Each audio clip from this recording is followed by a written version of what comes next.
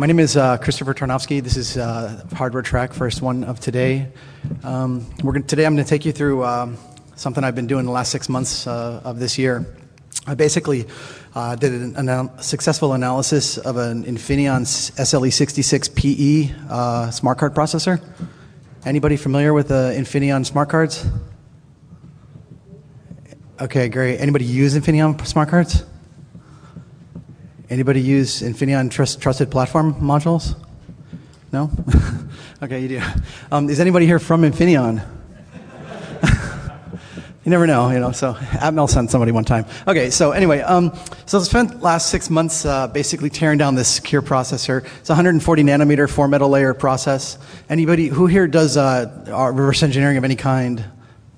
Okay, it's silicon level or software or what kind? Okay, yeah, Joe Grand, of course. So who here does like microprobing of a substrate? Does anybody here actually microprobe a chip? Okay, awesome. Anybody else? Okay, so today you're going to hear a bunch of terms. You're going to hear the word FIB a lot, which is a focus time being workstation. So just get used to hearing that. It's basically a kind of electron microscope.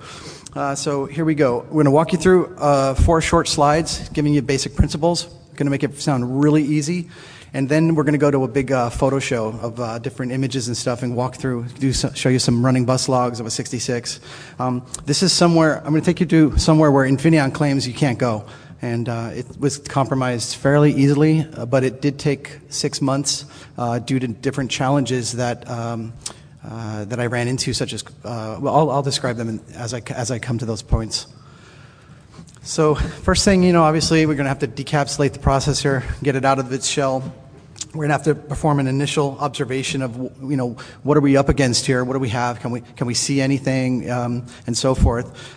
If you can, we're going to try to identify the device because we don't really know what we're up against. But there's a lot of information on the internet based off the ID markings of the die on the substrate.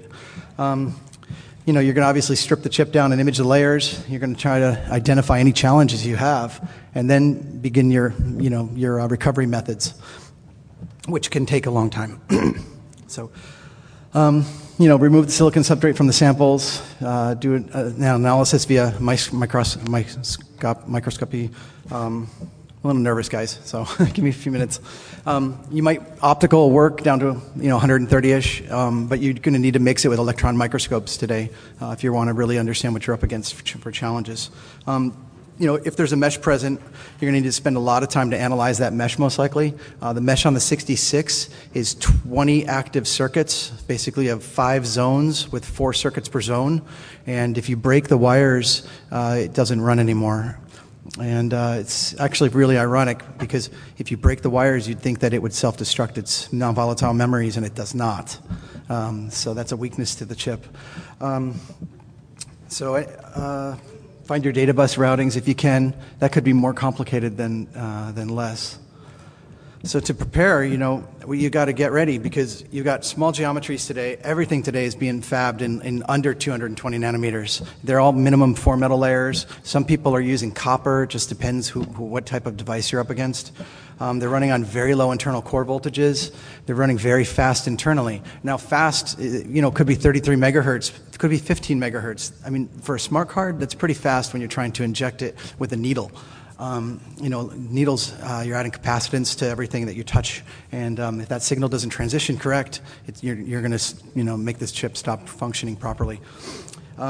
They pretty much all run asynchronous, from your clock that you're feeding it. So you might feed it a clock at 4 megahertz, but internally it's got a UART with a FIFO, and it's totally isolated from the outside world, the internal core. So the only synchronization you're really going to have is that reset line, and that actually plays a big role when you're actually attacking the device. The memories are going to almost be encrypted always today. I think it's actually part of common criteria, certain levels that it has to be. So there's no sense if you can optically see the ROM trying to optically read it out because it's most likely not going to make any sense. And then lastly, find access to a focus time beam workstation because without one, you're going to be dead in the water. Has anybody here messed with like anything 140 nanometer, 180? Okay, excellent, excellent. Okay, so basically execution of what we're about to do today, there were some steps that I had to take. I did, was there a mesh over the device? Yes, there was in our case. I had to determine how to bypass it, and it most likely would need a fib edit, and this one absolutely did. I say most likely because there's other companies out there such as Atmel and Thomson, ST, and their meshing's not quite as sophisticated as the Infineon mesh was. And so ST, I can bypass it with a single probing needle, and it's kind of silly, but it works. It's effective. So we're gonna find a clear data bus, and that's like a needle in a haystack, and then we're gonna put probe needles down on it, and we're gonna look at what's going on inside. This chip's got dummy bus cycles, so it does things when it's it randomly chooses when to insert a dummy bus cycle on the bus. So if you're probing the bus, you get all of a sudden three values of three times that value, on your sampling. Something's weird, and it doesn't repeat every time because it's random. I got a question as I continue here. How many needles do you think it takes to dump this 66 PE? Come on, more than one. I need more than one. But anybody? Three. That's good. Three if I want to mess with the latches, the instruction latch. I use 2 needles to dump the 66 PE. So I use one needle to induce momentary faults, which I discussed last year at Black Hat, and the other needle is basically going to eavesdrop the data bus. So it's absolutely necessary that we prevent dummy bus cycles from happening, and we keep them on the outside world, on our clock that we fed into the chip. If we don't, they're going to run away on us, and we're going to have junk in our log. So, mission would be accomplished if we're done. If it was that simple, everybody'd hack these chips. So, let me get started here.